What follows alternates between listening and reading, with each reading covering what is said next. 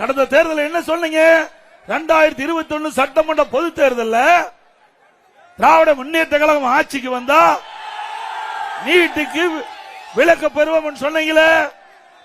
துணை முதலமைச்சர் உதயநிதி அவர்கள் நீட் விலக்கு பெறுவதற்கு ரகசியம் இருப்பதாக சொன்னீங்களே. ஏதாவது மத்திய அரசுக்கு அழுத்தம் கொடுத்தீங்களா? கொடுத்தாங்களா? இல்லது நாடாளுமன்றத்தில் உங்களுடைய நாடாளுமன்ற கூட்டணி கட்சி சேர்ந்த நாடாளுமன்ற அழுத்தம் கொடுத்தாங்களா? எப்பொழுது பார்த்தாலும் ஸ்டாலின் பேசுகிறார்.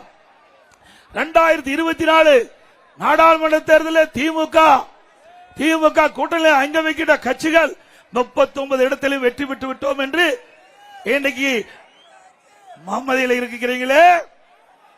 39 நாடாளுமன்ற எங்க நாடாளுமன்றத்தில் பெஞ்ச தேய்ச்சிட்டு இருக்கிறீங்களா?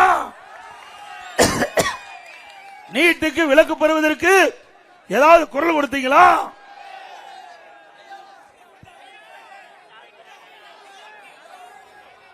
எங்களை போல தமிழ்நாட்டுடைய பிரச்சனையை தீர்ப்பதற்கு நாடாளுமன்றத்தில் குரல் கொடுக்க திராணி உங்களுக்கு இருந்ததா? ஒரு நாளாவது நீட்டுக்கு விலக்கு பெறுவதற்கு நாடாளுமன்றத்தில் குரல் கொடுத்து நாடாளுமன்ற அவையை ஒத்திவைக்கின்ற சூழ்நிலையை உங்களால செய்ய முடிஞ்சதா? ஸ்டாலின் அவர்களே, தில்லு திராணி தெம்பு ஒண்ணும் இல்லாத கட்சி திமுக கட்சி.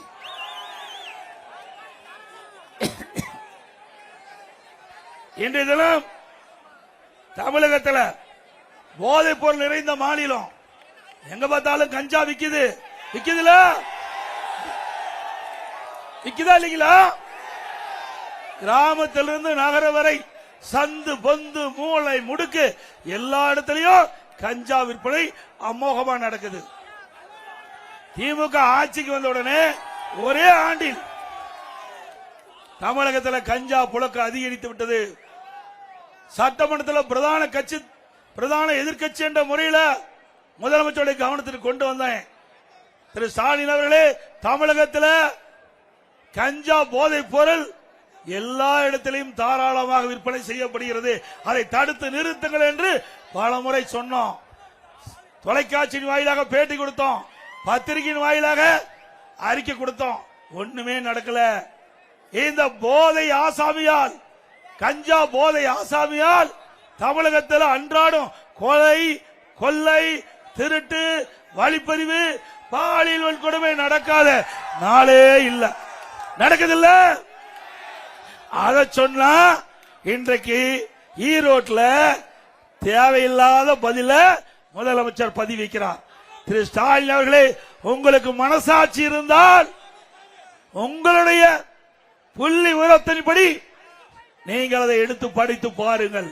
நாங்கள் சொல்வது சரியா தவறா என்று முதலை சிந்தித்து பேசுங்கள்.